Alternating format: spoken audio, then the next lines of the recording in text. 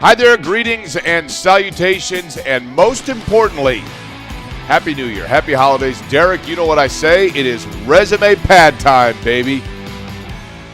Oh, yeah, you do say that. That is kind of your thing. So should we start over and you just pick up? I had to think about it. I was like, resume after pad. 15 years of doing this together. I thought you were talking about like college basketball non-conference. Like I was trying to think of what you were saying. Greetings and salutations. Happy holidays. Most importantly, Happy New Year. And Derek, it is that time of year once again. It is resume pad time. You're right. Well, you haven't quite made it yet. You got 2 more days, so you could get that call upstairs. Correct. Is even upstairs? It's a new building now. So is it upstairs? Nobody knows where they're going, right? In the new building. Off. But yeah, it's resume padding time because we're about to turn the page to year 7 of Query Schultz on ISC. Isn't that crazy? It's pretty cool. 2026, right? So you can put on your resume 2026, even if you get gassed out on January 2nd, like I may, and then it looks like you've worked there for the yeah, because we got gassed, second week of January from the radio show. So we were able to say Query Schultz was 2011 to 2020 when really they had made the decision in 2019 that you guys are out of here. And that's the thing. Doesn't it, like, do you remember they had like meetings with us like a week before planning like big events taking place in March, and you knew after the we had just signed a title sponsor for the year like that week. Do you remember that? Yeah, Tim Walter came into the office and said, hi, Tim Walter. There's no way Tim Walter's watching this show, but we really like Tim Walter, our old sales guy. And we got a title sponsor for the year. We were feeling pretty good. I mean, the show was just on fire. I mean, it was cooking. Okay. And it had nothing to do with anything that was going on with our show, man. Well, that's true. It was just life. It was corporate America, man. But nonetheless, changes happen, right? And that leads us to what is going to be the dominant topic over the course of today. And yes, we have Indiana to get to. We have the Rose Bowl. You've got Indiana, Alabama, rainstorm, advantage Indiana. Hoosiers going to go into Atlanta. But before we get to all of that, Derek, you were at Lucas Oil Stadium on Sunday for the Colts home finale against the Jacksonville Jaguars. And there are so many different layers to this onion, but still a game left in the Colts season. Yeah, a game left, and even Sunday's game was a meaningless game. Off-white, or have you just not watched it? It's an off-yellow. Okay. It's an off-yellow. From the hue of the lighting here, it looks like it's used to be a white sweatshirt that just has like a closet dinge. Yeah, like I had a mattress pad on my mattress, and when we got rid of our mattress, I looked at the mattress foam pad, and it was like a darkish yellow, and I learned that was like dead skin and sweat and bodily fluids from the 10 years that we slept on the mattress. So that does happen. Like that was snow white, like a snow white mattress, and it was like a darkish yellow, almost like a brown in certain spots. And it was from, and I do sweat a lot. It was from my glands and in the night. And then like skin flakes, not dander necessarily, but like skin flakes that come off of you in the night. The sweatshirt was purchased this way, correct? Yes, it was an off yellow. Yeah. It's not from me sweating in it or anything like that. As you were in regards to the Colts. I was, I was there. I was sitting. I'm a man of the people. I was sitting up in the 600 level. I couldn't believe how full it was. It was full. Like, I understand that a lot of these tickets are pre-purchased, right? And I feel bad, Derek, because think about the number of people that probably opened those tickets on the previous Sunday for Christmas. Yeah. Or not Sunday, whatever. Or the people that bought them in October thinking that hey, this is the home finale. Yeah. We're gonna clinch the division on this day.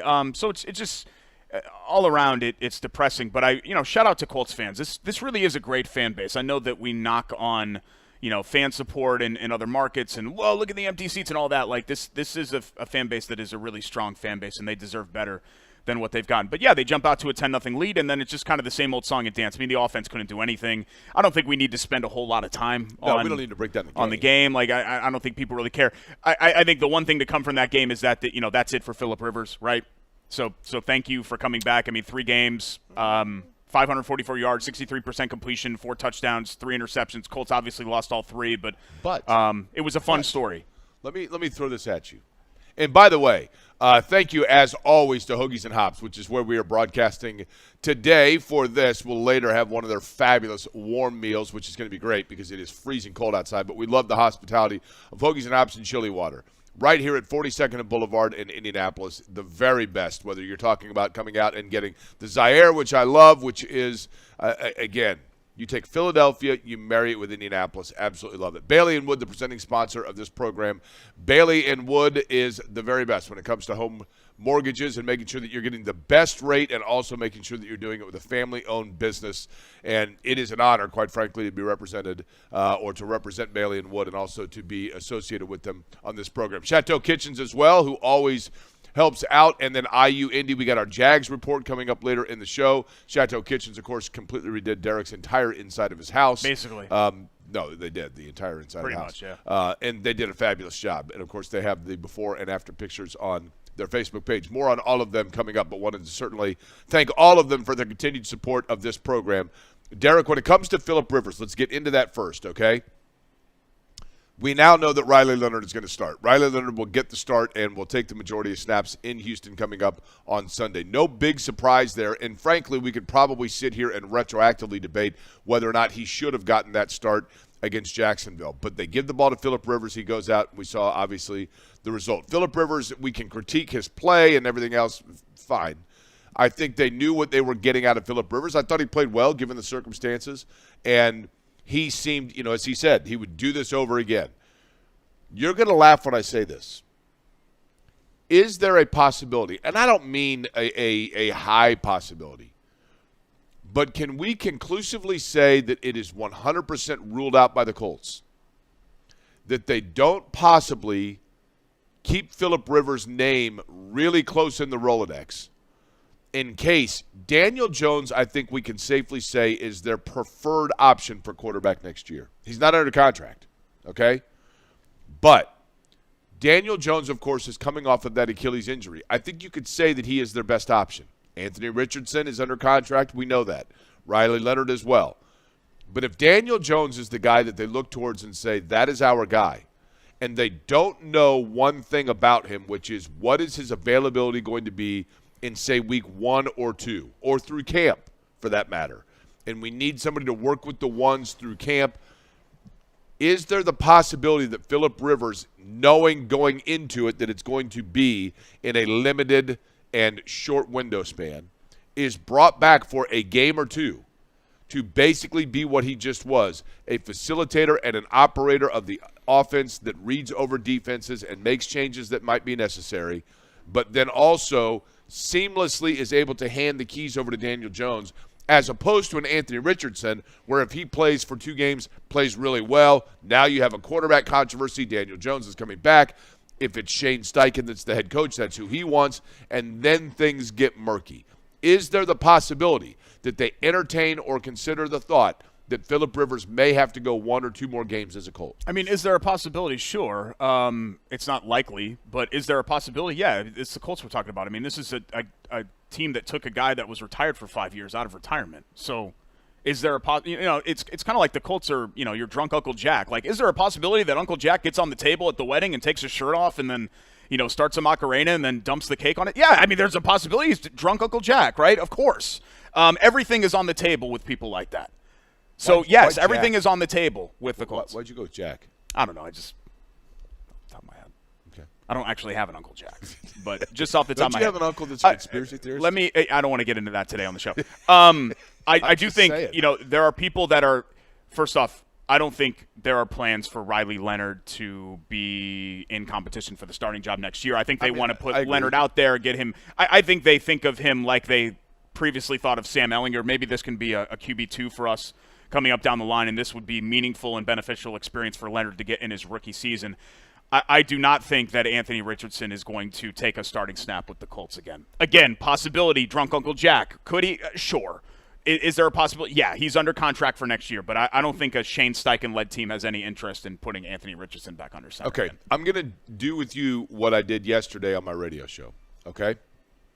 I want you to think about right now the teams that are going to be vying for a Super Bowl this year in the NFL.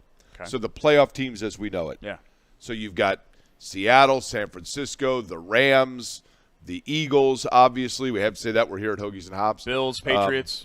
Patriots, obviously the Steelers, I guess. I mean, I think you have to, at this point, say Jacksonville and Houston. I mean, they're right there. Houston. Okay. They're right there. So I'm going to tell you a person. Okay. and I want you to tell me your confidence level that they are back with the Colts next year. Okay. But you're going to answer that by stating the NFL team that has the equivalent confidence level they're going to win the Super Bowl. Okay. Okay? Yeah. So if I said to you, for example, a player that you thought had no chance of returning to the Colts, you would say the Giants or Raiders or something, right? Well, but this is of teams going into the playoffs. Oh, okay. Okay, but yeah, you get the drill. Well, let me look at the Pittsburgh would be the one you would say there, right? Okay, we will begin with Anthony Richardson. The odds that Anthony Richardson is on the Colts schedule next season roster. On their roster, Yeah. excuse me, when the schedule opens in week 1 next year. Ravens still technically alive. Okay, good. Possibility. I think they're a game back. I think the Ravens playing the Steelers, right? So if the Ravens alive, beat right? Pittsburgh, they're in the playoffs. I think that's right. I think that's right, yeah. Yeah. No, that's where I put it. I mean, I don't think it's – I think it's probably a 60-40 chance that he's not on the roster. Okay. I think they've closed the book on that. I think they've given up on him. I know that they haven't said that publicly, but everything that they've done in the interim has suggested that they're done with Anthony Richardson. Daniel Jones.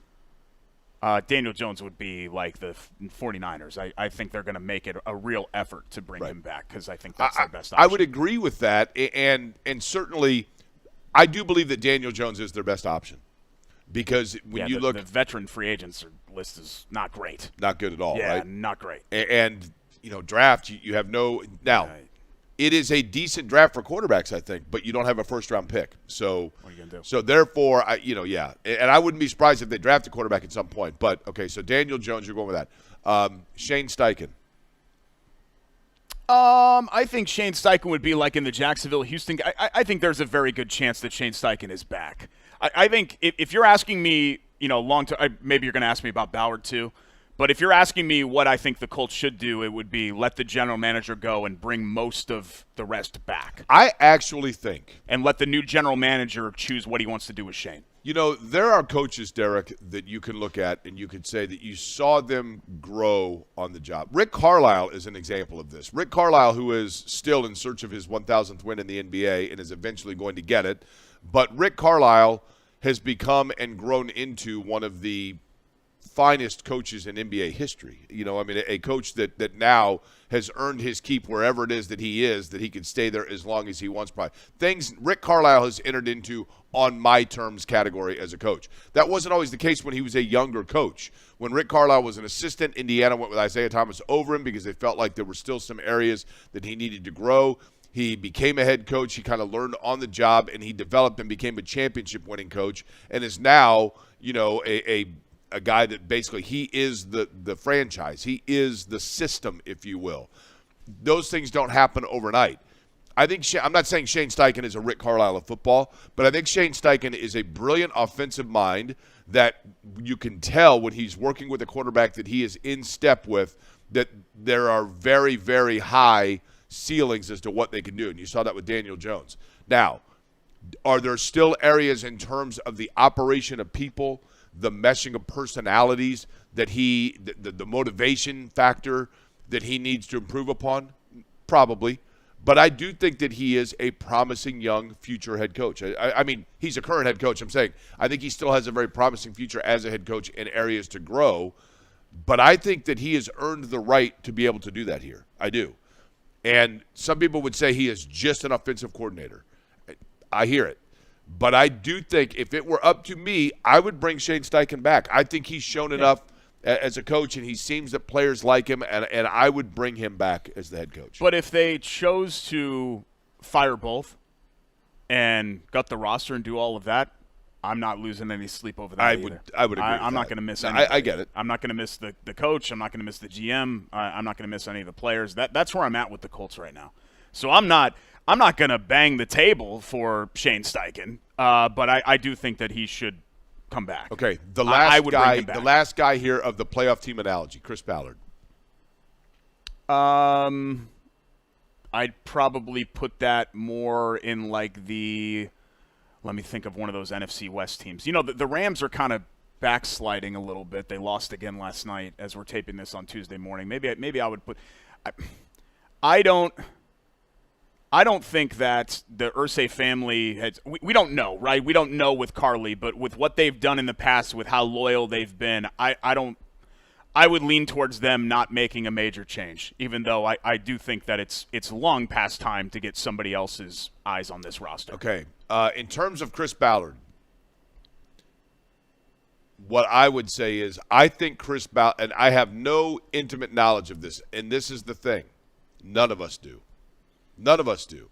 Because the Colts have a new owner that – not a new owner, I get it, but in terms of the person where the buck stops, it is new, it is different this year than a year ago. And we don't know.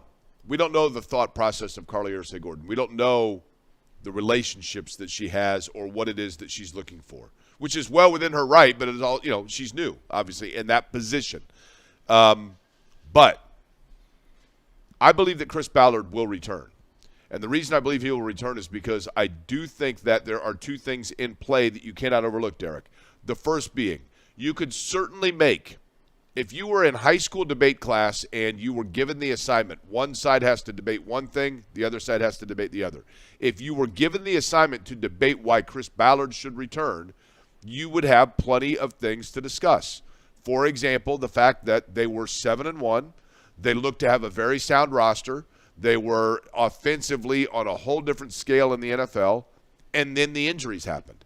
And so you could make the argument that they were properly built before the injuries took place, if you wanted to make that discussion and make that argument. And you could make the argument that he weathered the storm through the Anthony Richardson debacle, although that swing and a miss, it would appear, on that draft pick is on him, but that he properly resurrected that quickly with Daniel Jones, who was playing well but starting to regress.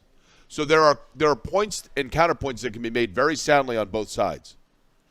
However, Derek, the reality is this. Year 10. Everybody, Derek, you never actually broke up with anybody. You usually were the one getting jilted, right? That actually is true, yeah.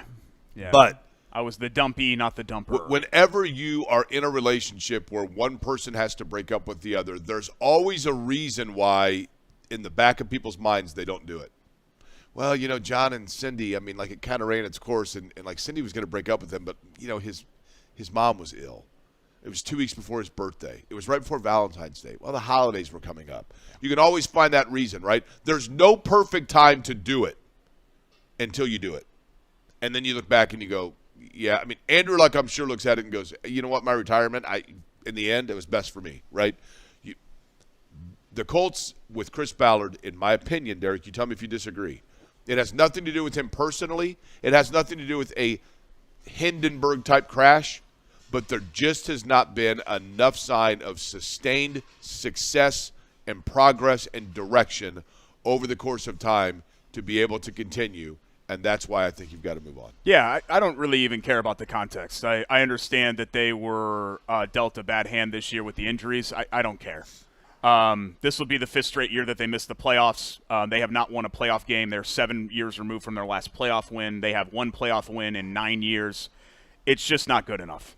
It's just not good enough. A lot of people on social media are fighting me about it. Yeah, well, you weren't complaining when they were 7-1. They were 8-2. I don't care. I'm great. They had a great first 2 months. 9 years. I'm not looking at 8 weeks for the sample size. I'm looking at 9 years.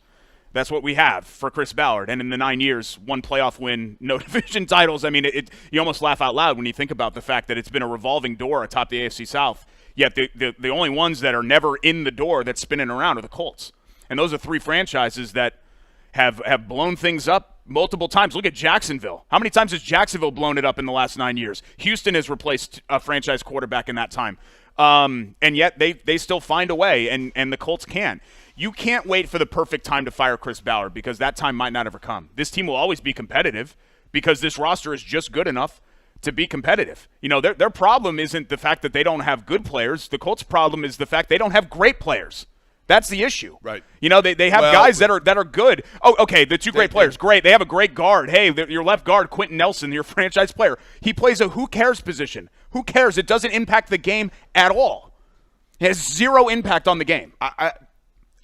My problem, and this maybe goes a little bit on Shane Steichen, my problem with Quentin Nelson in that situation, Derek, I think he plays a position that could be of impact. I don't think they lean into that impact enough. Maybe. But I think, the other question, when we get past the Ballard thing, you do have a list of players who have already gotten their guaranteed money who are all cut candidates, who are guys that have been here for a long time. Kenny Moore, Michael Pittman Jr. I know people, this is a polarizing figure. Zaire Franklin, those are Grover Stewart. Those are guys that are all on this list. And I think the other issue with this general manager is that Ballard has been loyal to a fault, kind of like his old boss in Jim Irsay, who was loyal to a fault to Ballard. And if you do hypothetically bring Chris Ballard back, I think you would have to force him to make those tough decisions with some of those players. Because, Jake, something has to change here. I would agree with that. Something has to change. You can't just run everything back into next year and be like, hey, we were 8-2 and wait for Sauce Gardner. No. Let me offer to you the analogy I gave yesterday. And I know I get a lot of grief for bad analogies. I get it. That's probably a sound argument, okay, or debate topic or critique for me. But you and I both remember, Derek, and I mentioned this yesterday, as I was sitting watching that game with Jacksonville, I immediately thought about being in Gainbridge Fieldhouse in June, which sounds ridiculous. But the reason being, because I took myself back to sitting there in Gainbridge Fieldhouse in disbelief and loving every minute of it, watching the Pacers and the Oklahoma City Thunder in the NBA Finals, and it seemed like the snap of a finger from February of 2022. February of 2022 was when all of a sudden you got this announcement. You got the push alert on your phone. You got the news from somebody. The Pacers have traded Domas Sabonis, who'd been a great player, an all-star player, and still is a very good NBA player. But for years, the Pacers, and when I say years, I mean 3 consecutive seasons, Turner and Sabonis. We're going to make it work with Turner and Sabonis. 2 guys on the low block. We're going to be different. Everybody else is guard-oriented. We're going to be big man-oriented. And they were a 4 seed, and they were a 5 seed, and then they were in like the play-in game thing. So they were sufficient. They were relevant to an extent, but they were stuck in mid-pack NBA purgatory. And finally, the Pacers just said, you know what, enough. And it wasn't the best time to do it, and it set them back temporarily, and they came out and said, look, because of this, we're going to be not very good for a while, and please be patient. But the reality is they finally just one day woke up, and Kevin Pritchard and Rick Carlisle and Chad Buchanan said, we got to just rip off this Band-Aid. We can't sit around and wait for when it's clean to do so. We just got to do it. And they did. And it worked out. Now, that's not to say that it's a guarantee that it always is going to work out when you make seismic change. But I feel like the Colts are in the same spot, Derek. They're in a situation where if you want to, you can continue going on talking about how you are in the NFL equivalent area of a 4-seed, 5-seed play-in game in the NBA. And you can sit there and say, we're going to wait for the perfect or right time. But to your point, Derek, who knows when that's going to be? You've got to make it your perfect time. And I think realistically right now, if the Colts decide to do that, it would be a decision that could be justified and you would look back on and say, I get it now. Yeah, they just don't have time to wait around anymore. And the Pacers, the easy thing for the Pacers to do would be like, just wait till we get healthy. Wait till we get healthy with the guys you just mentioned, with LeVert and I'm trying to think of the remake roster. Sabonis was still there at that point, right?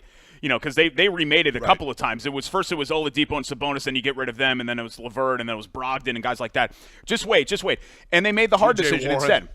That's right, bubble T.J. Warren. They made the hard decision instead. The Colts can't be adverse to making a hard decision because it's hard.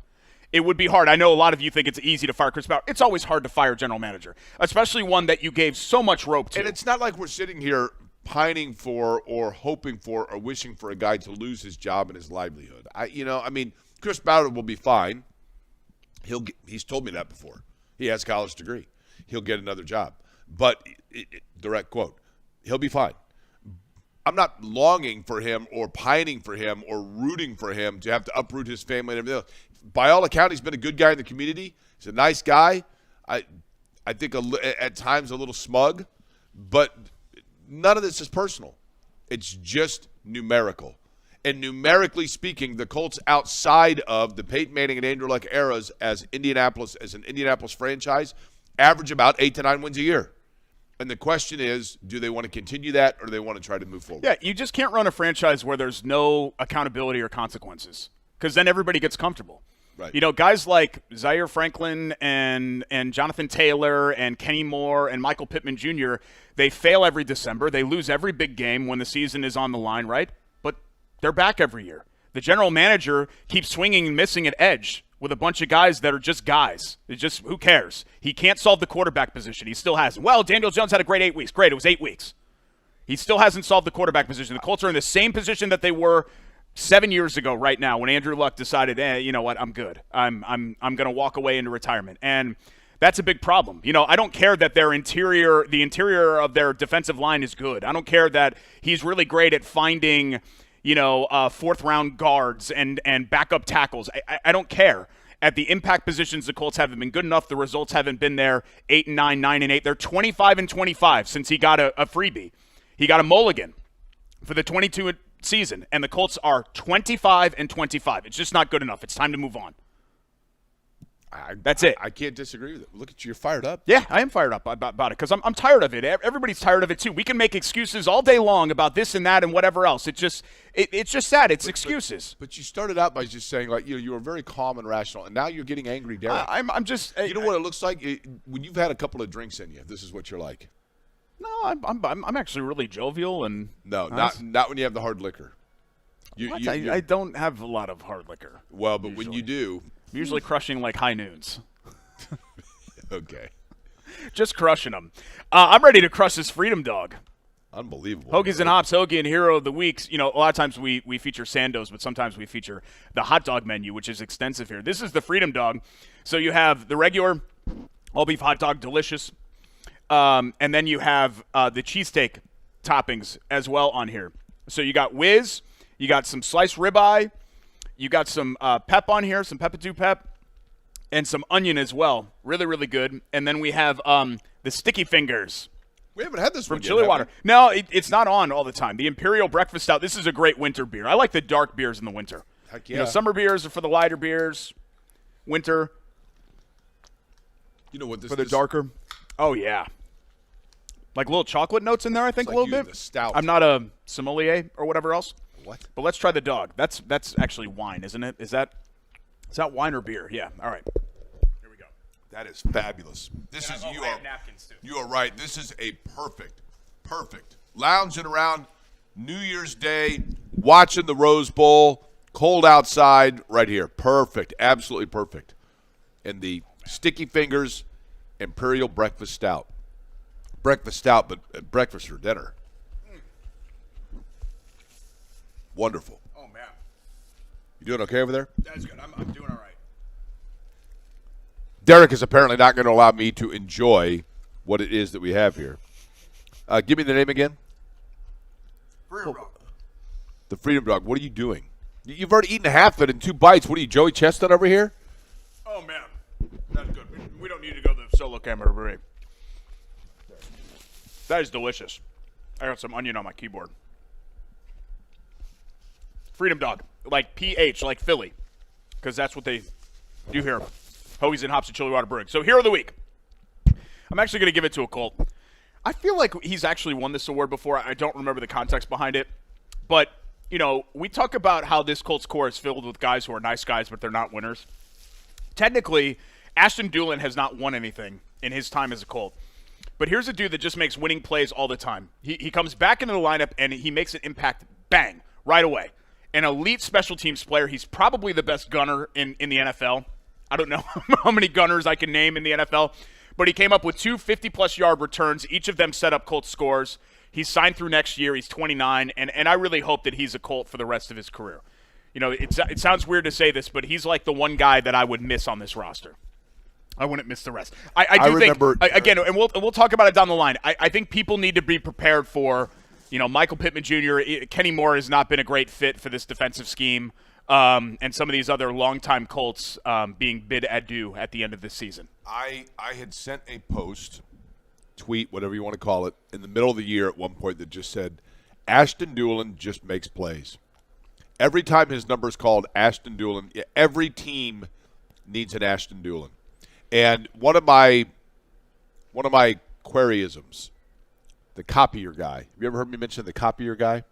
Like Rob Schneider, SNL? Common misperception on Yeah. copier guy. Making copies, not that guy. Making Copier guy, all of you can relate to this no matter what line of work you're in, okay? If you work in a business, like an office setting, which I know is like further and further between here in 2026 now, but if you work in an office, everybody has that one person where you walk in, you're walking through like the kitchen area, and there's 3 people standing around a machine. You're like, what's going on?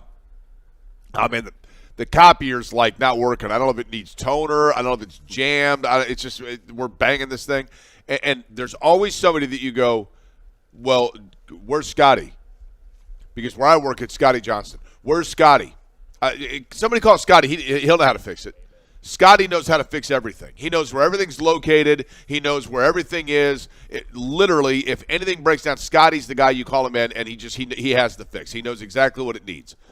That's the copier guy. Ashton Doolin is the Indianapolis Colts copier guy. No matter what it is that you need. Somebody went down. We need a 5th receiver. No problem. Put Ashton Doolin in. He got it covered.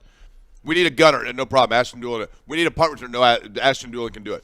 The guy literally just goes wherever it is that you at. Doesn't need the accolade. Doesn't need the props. Doesn't need the email thanking him about it. He's a copier guy. That's what Ashton Doolin is. He should be their emergency quarterback. Why not? Yeah. Why the heck not? I mean, he played. Am I right in saying Christina, by the way, continues to just like every single thing, like concoction she comes up with, menu item, like perfection every time. Yeah, really good. And she's got some talent. Like Donnie back there, the kitchen manager, he comes up with some of this special menu item stuff too, and he's a genius too. He's a copier guy. Ashton Doolin's college program doesn't exist anymore, right? Isn't that true? Mm-hmm. The football. I mean, that's just part of the overall story for Ashton Doolin. So congratulations to our Hoagie and Hero of the Week. Phreedom Dog, hoagiesandhops.com right over here. Chili Water Brewing where we sit right now. Sticky Fingers in can on draft. Great winter beer when we come back here from Hoagies and Hops and Chili Water Brewing, 42nd and Boulevard. IU gearing up for the Rose Bowl. We'll talk about that. We'll get into our college hoops roundup. We've got more to talk about, including G League players who have actually played in NBA games getting recruited by colleges. We'll discuss that, too. It's Query Schultz, presented by Bailey & Wood Financial Group here on the ISC Sports Network.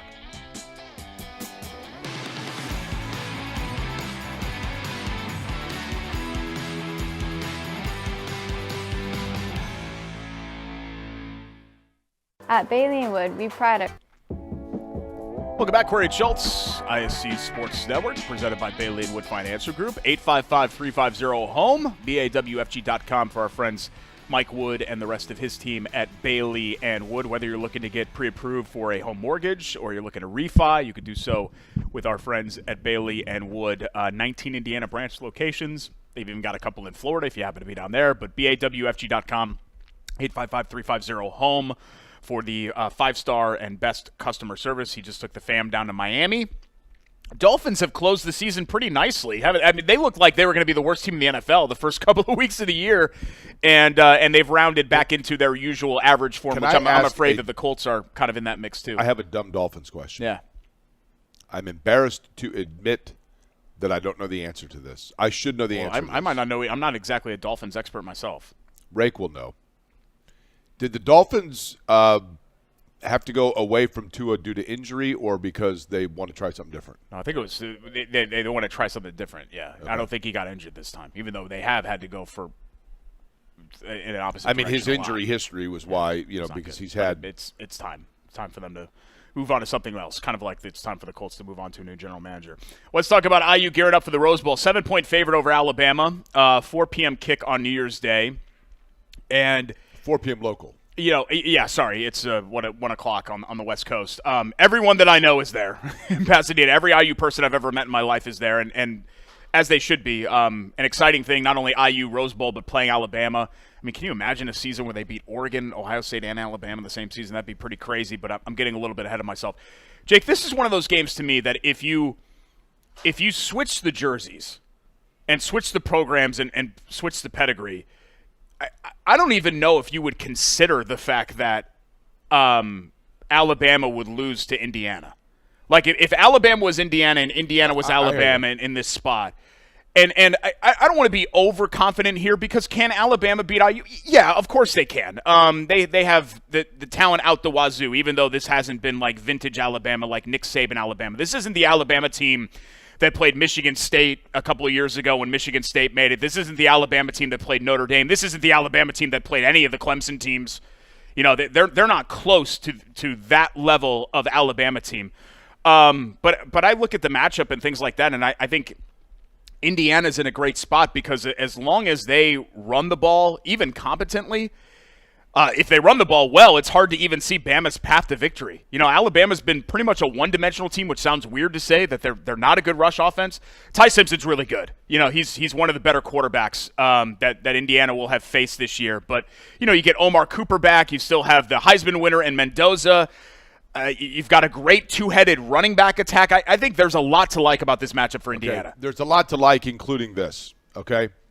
Indiana has not been to the Rose Bowl in nearly 60 years, obviously. Yes, I know they played in the venue against UCLA, but as a Rose Bowl itself. And it's not in the traditional sense that we once knew, the Pac-10 versus Big Ten, et cetera, but they're in the Rose Bowl. Everyone is on board with this. As Derek mentioned, literally half the state of Indiana is there. People I know from all corners of the earth are headed to Pasadena. And the reality is this. Everyone's rooting for Indiana. Everyone that's not an Alabama fan. If you're a fan of somebody from the Big 12, you're a fan of somebody from the ACC, you're a fan of somebody from any conference other than the SEC and Paul Feinbaum, you're rooting for Indiana. Nothing against Alabama. We just like new. You know who's rooting the hardest for Indiana? You know who might be giving the biggest assist to Indiana? Mother Nature. Because, and I hate this for Indiana fans that have gone out there, Pasadena is the most gorgeous setting in all of sports. When the sun is setting over that Rose Bowl, it's breathtaking. And I don't know that you're going to see that because it is going to start raining in Pasadena, and they turn on the faucet, and it's like Forrest Gump. Sideways rain and this way rain. But there's a chance that rain will subside a little bit by the time the game kicks off, Derek. But what I'm getting at is it is entirely possible this is going to be a ground attack game. And if it's a ground attack game, advantage Indiana, because Alabama, one thing they cannot do is run the football. They have tried and tried and tried. Their leading rusher is like 509 yards on the year. They cannot run the football. And if it becomes a game where you've got to be able to run the football because the conditions are such that you simply can't get the ball going through the air, advantage Indiana. On top of the fact that maybe within depth Indiana, and that will be a challenge for them in, say, 2 weeks if they've got to go against Alabama and then against an Oregon or a Texas Tech. And if they were to win that against a Georgia or Ohio State, eventually attrition perhaps in depth kicks in for Indiana, but not this week. And I think on the ground they win the game. Yeah, I mean, I think they're in a really good place. And, you know, speaking of that place. Pasadena's a wonderful place. That's what I we're just said. still, it's beautiful. The sun sets. It's fabulous. It's still so, and I've tried to, like, mentally shift and move on because really what Indiana was at this point, while it's obviously still part of the story, it really doesn't matter to the 2025 version or soon to be 2026 version of this team. But we're just in this weird spot where now every game that Indiana plays is the biggest game in program history. Oh, yeah. You know what I mean? Like, you've said that so often in the last couple of years. Like, the game against Michigan. Derek, to this point, it's like the only game in program history. Yeah, right? Yeah, pretty much. I mean, like the game against Michigan last year, 2 years ago, one of the late, November home games. Like, that's the biggest game in Indiana history. And then the game at Ohio State, that's the biggest game. And then the game at Notre Dame, that's the biggest game. Then the game at Oregon, that's the biggest game. And the game at Penn State, that's the biggest. And you just kind of keep, like, moving up the ladder here. But that's what IU has put themselves in position to do. So I'm very confident that they win this game. I really am. And I part of me also hopes, like, I've emotionally not invested anymore with Indiana, but I don't want to have the SEC people kind of come out of the woodwork, even though they have not had a great bowl season. Not that that matters, because the bowl season is whatever. You have opt-outs and all that other nonsense. But I don't want those people to come back out of the woodwork and see, Alabama, they're like the fourth best team in the SEC, and they beat the best team in the Big Ten.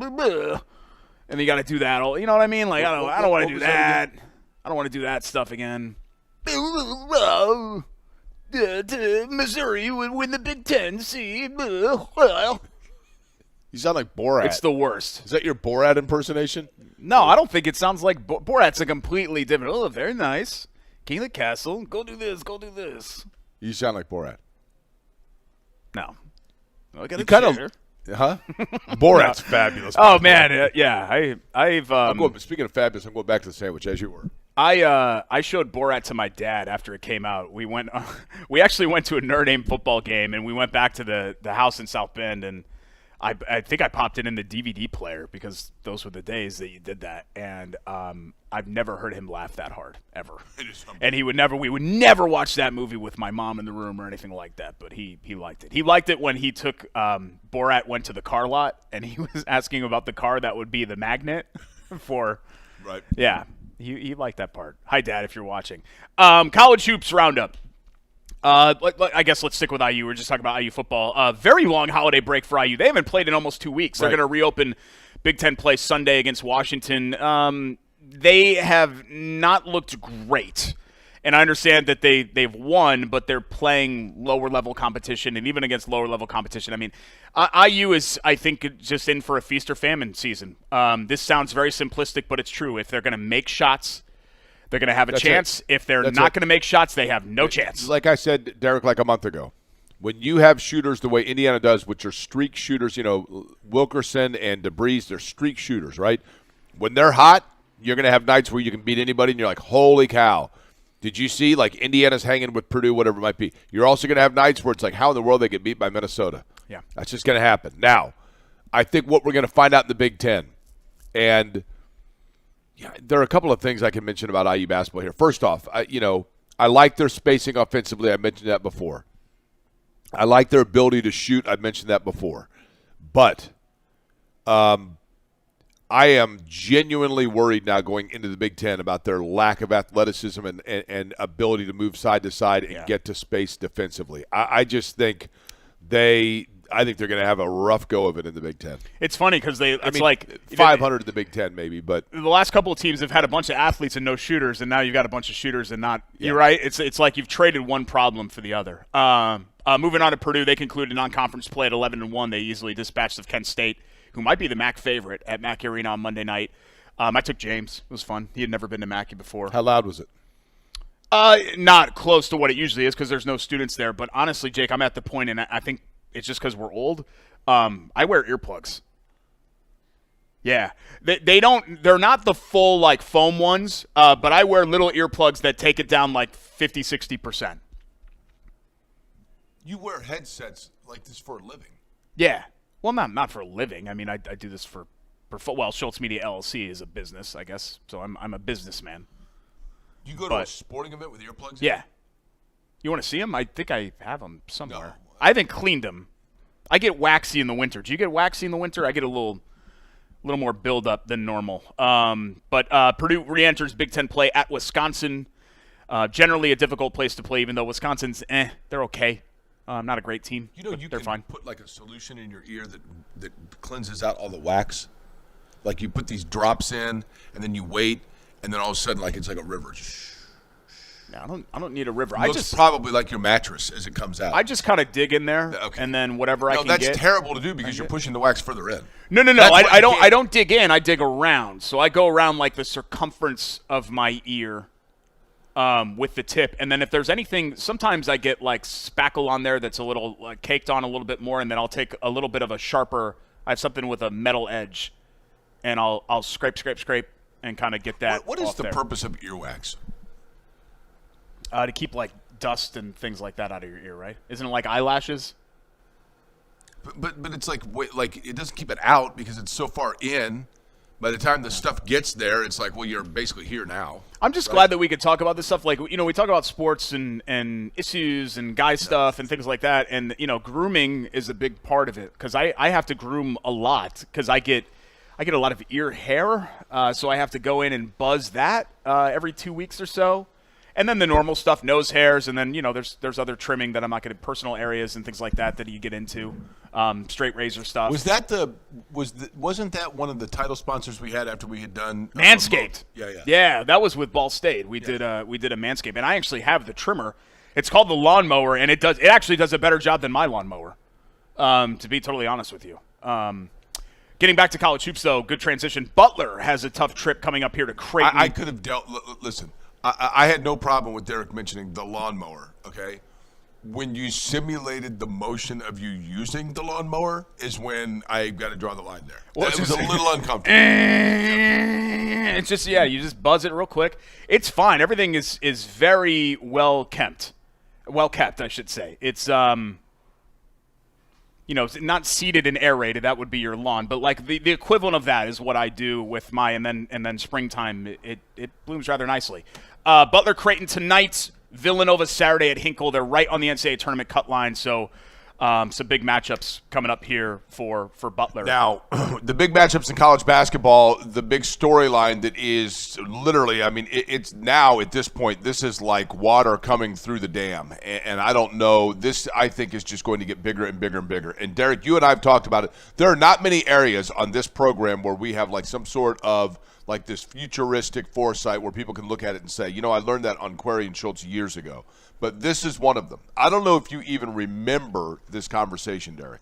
It was back in the old radio days. But do you remember me, and in unison, I don't remember which of us initially brought this up, but we were discussing it back and forth.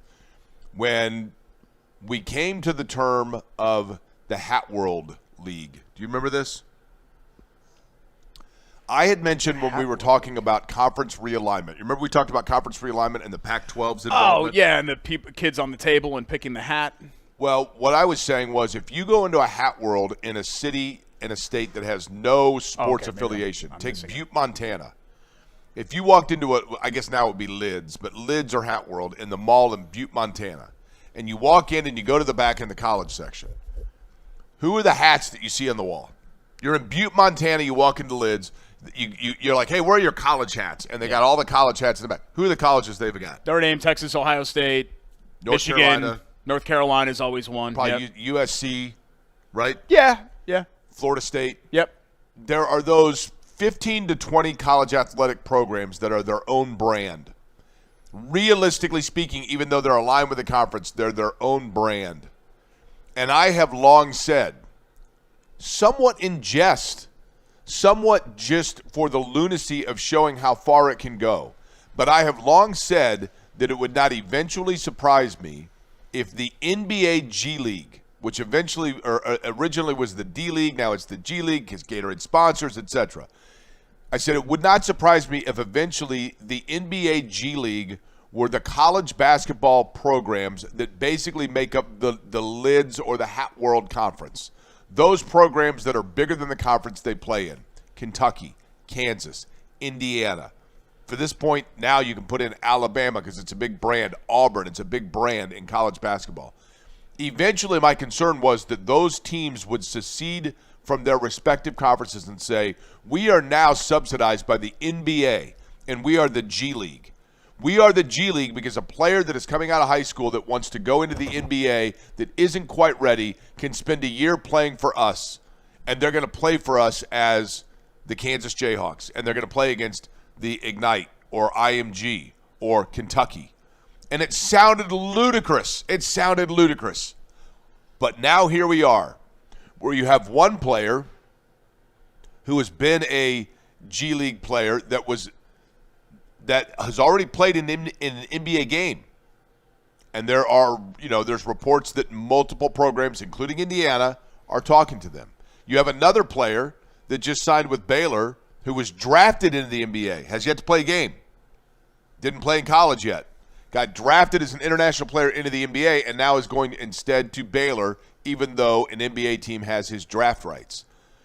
The NCAA has to navigate through all of this, and Derek, this is why you saw coaches that just essentially, Jay Wright, Tony Bennett, enough. Not because necessarily it was some protest, but rather just because no one knows how to navigate where any of this is going. And I don't know, in a free market enterprise where you already have the United States government coming out and saying, due to name, image, likeness, understandably and rightly so in this country, I don't know how now you police or you come in and say, actually, no, we're going to try to put the toothpaste back in the tube. Matt Painter talked about it with great points and some concern. Tom Izzo's talked about it with great points and some concern. John Calipari's talked about it with great points and some concern, because every coach is wanting there to be some sort of an agreement or boundary of playing within the old rules of keeping it to some sort of uniform understanding of the payment of players and the limitation thereof. But then you also have coaches like a Scott Drew that are like, no, if the rules say that I can do this, Yeah. I'm going to do it because my job's to limits. win. And right? there's nobody to hold them accountable. The NCAA is toothless. They can't stop it. Right. They're just addicted to losing in court. But I think I will say, Jake, as much as I am pro player empowerment and all of that, we have to collectively agree that a player who has participated in actual NBA games cannot possibly be considered to play college basketball, right? Like, I'm just saying, like, morally, as fans, you are a fan of college basketball, correct? I am a fan of college basketball. I don't know where the line is for college eligibility, right? But it has to be drawn somewhere before a guy that has participated in NBA games. I mean, come on. We can't possibly, right? I'm taking crazy pills? No, I think we you're can't right, but possibly Derek, go this far. The problem is that you're relying on these college coaches to police themselves. Right. And they're not going to do that. They're trying to win. Well, it's like Matt Painter said. The coaches that follow rules need to know what the rules are, and they'll follow them. But you're always going to have those that test them or push the limit or whatever it might be, right? This sounds insane. I know it sounds insane. But are we entering into a category where what stops Giannis? Giannis, the Greek freak, international star, comes to the NBA, plays for the Bucks, unbelievable player. Never stepped foot on a college campus as a student. What stops Giannis now during a 2-week break for the Bucks of saying, you know what? Marquette needs me for they're 2 games out in their conference. I'm going to play 2 games for Marquette this week. We got no games. I'm going to walk across the street, put the uniform on, go through a walkthrough. I'll play for Marquette for 2 games. What stops it? Yeah. That sounds ludicrous. What stops it? Some big Certainly Marquette not the booster NCAA. says, I'm going to pay Giannis $1.5 million for 2 games. What stops it? No. Scruples? I just don't want to. Ethics? Same thing. So far, college football, college basketball, they're surviving all the changes. The doomsdayers so far have been wrong. But there's a cliff for everything.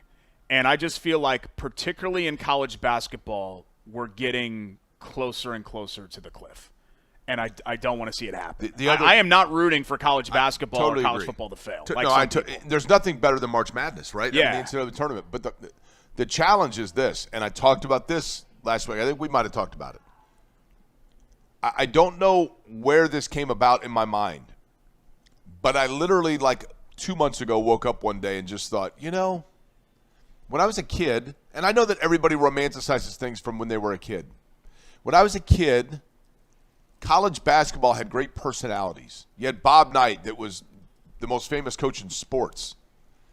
You had Lou Carnesecca wearing his sweater and John Thompson with the towel over his shoulder and then facing each other, and John Thompson opens up his, he's wearing the Carnesecca sweater, and Jerry Tarkanian chewing on his towel, and Guy Lewis throwing his towel across the floor, and Denny Crum, kind of this aw shucks guy, and the quiet nature of Dean Smith, and Jim Boeheim, this curmudgeon defensive guru. You had great personalities with coaches and programs and all of it. And what do you have today? Who's the biggest personality coaching college basketball today? Dan Hurley. A psycho on the sidelines that people think is overbearing? You don't have many. Kentucky. Like John Shire bores the crap out of me, right? Kentucky and Kansas and Mark Duke Pope. and North Carolina and Indiana and Louisville, the Blue Bloods. Can you name players on their roster? Do you know who their incoming recruits are? Do you know what player, wow, they're going to be great when they're a junior? Turns over like crazy. And it feels like college basketball is losing its mojo. And that was before all of this came in. And it's a great concern to me. I'm not celebrating any of it. I love it. I love college basketball. Shannon and I, 2 years ago, went out to let's just go for a weekend, go to Allen Fieldhouse. Go see, I want you to see Kansas, where I went to school. Let's go to an Indiana game. I want you to see Indiana. I love college basketball, but it concerns me. Yeah, it concerns me too, and it should concern you. Even if you think things are great and grand and wonderful right now, it should concern you, because there has to be some sort of oversight. There has to be barriers and guidelines and guardrails, and you just don't have any of that right now in major college sports, period.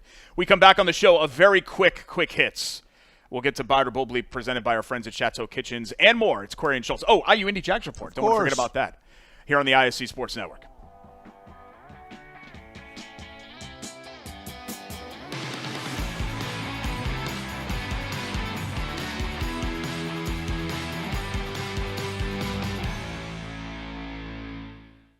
At Bailey and Wood. Welcome back. Really quick hits here on Query and Schultz, presented by Bailey and Wood Financial Group. We're taping from Hoagies and Hops at Chili Water Tap Room. Beer's fat. 42nd and Boulevard. Sticky Fingers. We just had a Phreedom dog. Delicious. Thanks to Christina for slinging those dogs for us. This is the only 30 seconds that I'll spend on the Pacers. There's just nothing more to say. They're the worst team in the league. They're 6-27. They're in the midst of a 9-game losing skid. They've fallen off a cliff defensively. The season's over. I don't know, outside of future-looking things and to the draft lottery and things like that, I don't know how much we're going to cover the Pacers. I will say this. I was going back and forth on Twitter. You know Jeff Showalter, who's a doomsdayer, talking about how, Carlisle doesn't know how to win, and Halliburton, even when he comes back, he's not going to fix this. Look, I don't think that this season is relevant at all. I don't think that, for a team that made 2 deep playoff runs to now suddenly throw everything out because – they're terrible and playing a bunch of G League. I mean, Jake, they had their 2 guards on the floor were 2-way G League players. Like Garrison Matthews, like these guys that they're putting out there, no offense, it's great for them to live their dreams. They're not NBA players. They're forced to play them. And we could talk about effort and things like that. Do I think the players are bringing consistent effort? No, but find me a team that's 6-27 where the team is bringing consistent effort. It's at some point it's human nature. I'm not excusing it. It's just reality. The only storyline, there are 2. The 2 storylines of relevance right now for the Indiana Pacers. The first would be the fact of where they're going to slot in the lottery and what a brilliant coup it was to get that first-round pick back. Yeah. But secondly, is there going to be a discontent for Pascal Siakam? And can they make sure that Pascal Siakam remains who's happy? And the other thing, Derek, that is of interest to me, Pascal Siakam is the one that so much of having championship teams that give you multiple years of contention. Health is, of course, a big part of that, and I know that there's, we can get to that. But making sure everybody is on the same timeline, okay? You draft Peyton Manning, and you then blow out Marshall Faulk. Why in the world would you get rid of Marshall Faulk? You draft Edgerrin James because you want those guys on the same timeline. You draft Reggie Wayne because Marvin Harrison's a little bit older. You want to make sure he's got a guy on the same timeline, etc. You get my point.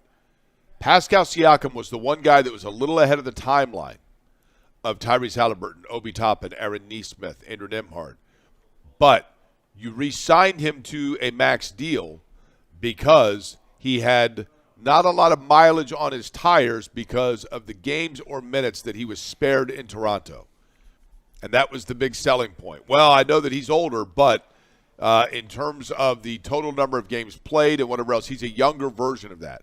Are you offsetting that now by the fact that he is the guy that you are having to play every single night for extended minutes, and he's the one guy that is having to bring it every night when he's playing with, as you talked about, players he didn't think he was going to be playing with? And is that psychologically taking a toll on him? Those are the 2 things that are of concern is the wrong word, but interest to me at this point. Yeah, I mean, and it just kind of is what it is. I mean, everybody had to have an understanding somewhat of what they were signing up for this year. But it's one thing to sign up for it, and then it's one thing to have to play through it. And Siakam, unfortunately, is having to play through it. Since you spent a long time on that, just 2 other quick hits. Marcus Freeman sticking around at Notre Dame. I don't think that's really that much of a surprise. Stranger Things spoofed the Steve Alford, Reggie Miller debate. I watched the first season of Stranger Things, and I thought it was good, and then I haven't watched the single second since. Sci-fi stuff? Kind of, yeah, yes. It's about aliens, right? Alternate dimensions and universes and the kids in the 80s interacting with that. It's got kind of like E.T. vibes, but like a present day. I know I say present day when it's – but the quirky thing about it is that it's set in 1980s Indiana, a fake town, and that's what makes it kind of fun. Right. Because you remember that was when you peaked in life, 1980s Indiana. So that was fun for you. You got our IU Indy Jags report? I do. Reggie Miller was 4 of 6 in his first game. Is that right? Oh, I have no idea. Why would I know that? I was 4 years old in 1987. Why would I? Because in Stranger Things, you understand the reference that they made, right? Oh, no, I didn't see it. I just happened to see that they made a reference. So I thought I'd bring it up on the show. I didn't actually watch 1 second of the episode. In Stranger Things, which I have never seen, but unlike Derek, I do a little research and homework before coming on the program. In Stranger Things, where's your show prep? There is, right here. I'll show you the show prep. I'm going to do it right now. Show you. Stranger Things takes place in Hawkins, Indiana, fictional town, and it takes place up to now the current season, which is the final season, is in 1987. And one of the things that takes place as a subtle storyline within it is a couple of the characters in Stranger Things, which includes people from an alternate dimension and then people in current day, it's quick hits, are debating whether or not Reggie Miller or Steve Alford is going to be the better pro. Mm-hmm. And in the episode they are watching a television sports account talking about Reggie Miller's initial game, his debut as the Pacer, where he went 4 of 6 from the floor. One of the other characters points out Steve Alford went 3 of 6 but also had 5 assists. And they are debating between the two which one is going to be better, in which case one character then says, yeah, but believe me, Walsh can do no, and then a security camera comes and rips it off, and you can no longer look in and spy in on their conversation.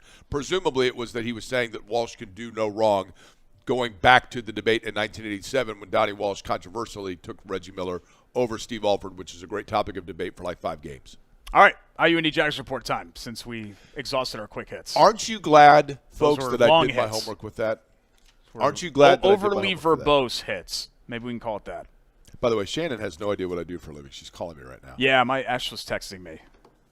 Can you start my car? IU Jags, by the way, the IU Jags report. This, of course, women's basketball, men's basketball, all right here in downtown Indianapolis, Division I athletics. I went out and watched the men's team, and they are fun to watch because they play at a high pace. And the whole goal, essentially, get more shots and notably get more three-point shots than the opponent. And it is a system right now that they're still working their way through from the men's side of things. Still looking for their first win within the Horizon League, but they're going to get their chance for it. And let me explain. And they have some hardware, Derek. How about some hardware to talk about for the IU Indy Jaguars? And by the way, IUIndyJags.com/tickets is where you can get tickets, and I'll tell you the games upcoming. But let's talk about Kyle DeAgostino. Kyle DeAgostino, who is the Horizon League Player of the Week. Congratulations to him. 51 points over 2 games in the Horizon League. 51 points in those 2 games. And yes, the Jags on the short end of those, still looking for that first Horizon League win. They dropped one. Actually, Grand Canyon was one, and then Cleveland State the other. But this Sunday at the Jungle on the IU Indy campus, it is IU Indy and Wright State. Wright State and IU Indy, 2 o'clock this Sunday in the Jungle. And keep in mind, it is First Responders and Military Appreciation Day. So if you have an ID or a badge that says that you are, in fact, in the military or a first responder, you're going to get free basketball to start out your 2026, which is absolutely awesome. Now, speaking of awesome, the women's side of things. The women did go out and drop one to Wisconsin out of the Big Ten. Somewhat understandable. But then after that, becoming a hot team within the Horizon League. Beat Milwaukee 58-49 did the women. Olivia Smith led the team with 19 points. Love Olivia. January 11th, they are going to be at home against Wright State. That is their next home game. That is January 11th. They are at home. And again, that game that I talked about where Olivia had 19 was the Champions for Literacy game. So you had IPS students that were there. They got a free book from LeBron James. They were able to watch. And that's one of the things that I love about IU Indy Athletics, because not just for young people, IPS students, to be able to go out and watch and experience and feel the college atmosphere for the first time, but also for you folks that are fans of sports in Central Indiana. Your chance to see Division I athletics, teams that could buy their way, play their way, get their way into the big dance. We've seen that before for IU Indy.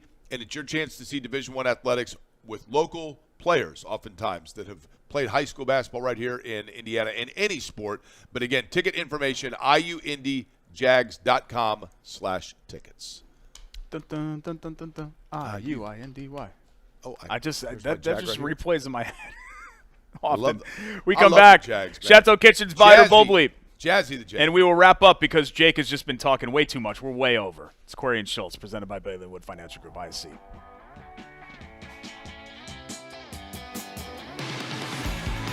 It was disappointing, yeah.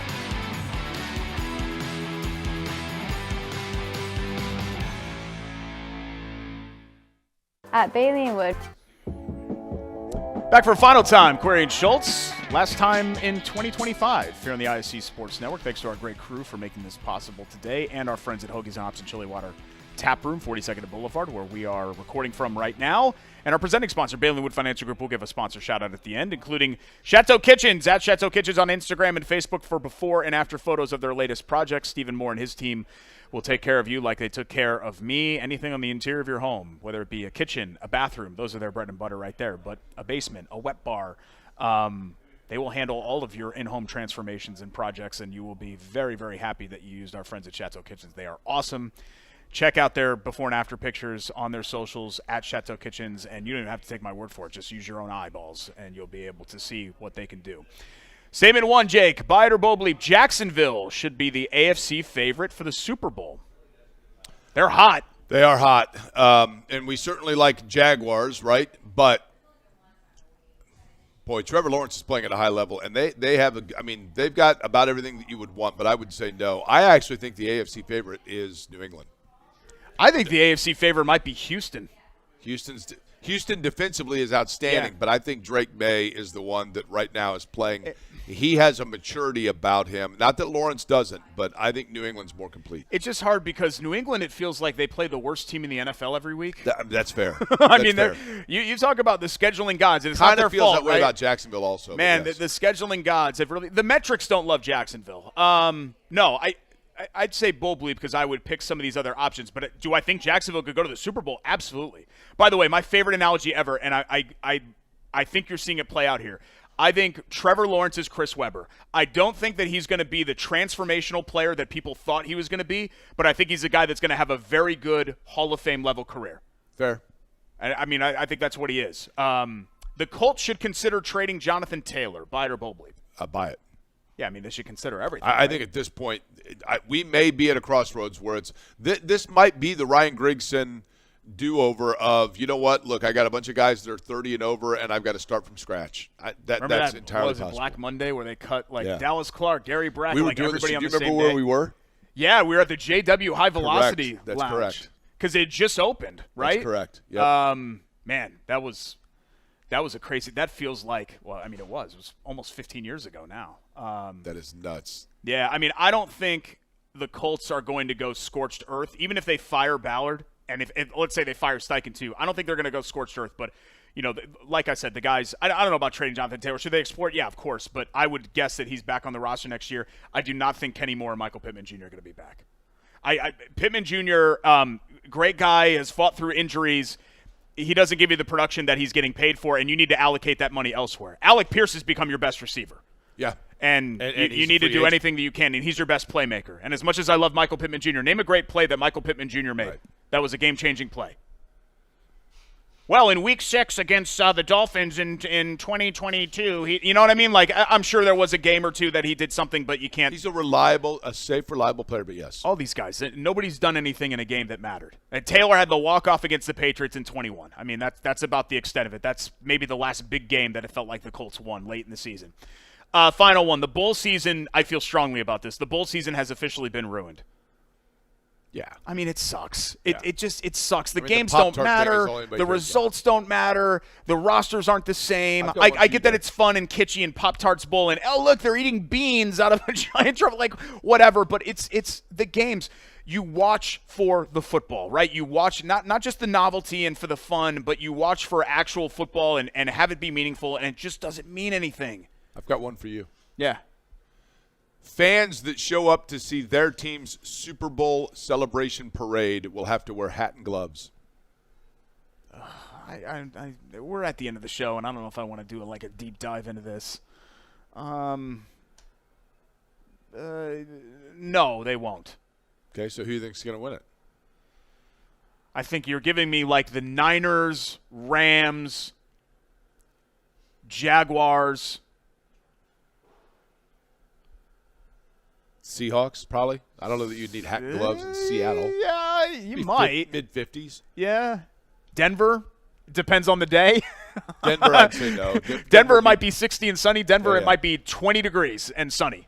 But you know it's going to be sunny, but you just don't know what the temperature Denver's is gonna be. interesting. We never talk about Denver. No, they've kind of fallen off the radar, I feel like. And they're right there. I mean, they got a real chance.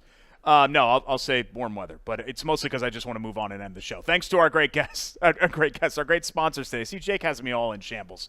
I think we did like a 90-minute show here today. The crew's like, come on, speed it up. It's the last of the year. Bailey and Wood Financial Group, our presenting sponsor of the show. Hoagies and Hops and Chili Water Brewing, where we are broadcasting from right now at 42nd and Boulevard. Our friends at Chateau Kitchens. IU Indy. And, of course, our friends at IU Indy Jags Report. God, I love the beer. I love the Sandos. I love the basketball. I love the home renovations. I love the home mortgages. I love it all. Thanks to our great ISC crew. Happy New Year, and we will see you next year here on Query Schultz, ISC Sports Network. You love that.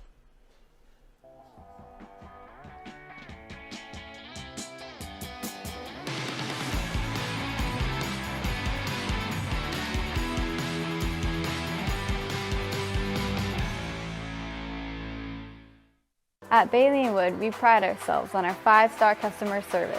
But at our core, we're a family. Family owned, and family to our customers, staff, and our community. From charity events to recognizing hometown heroes, we prioritize giving back to our communities that have always supported our growth. So let us help you get your dream home today.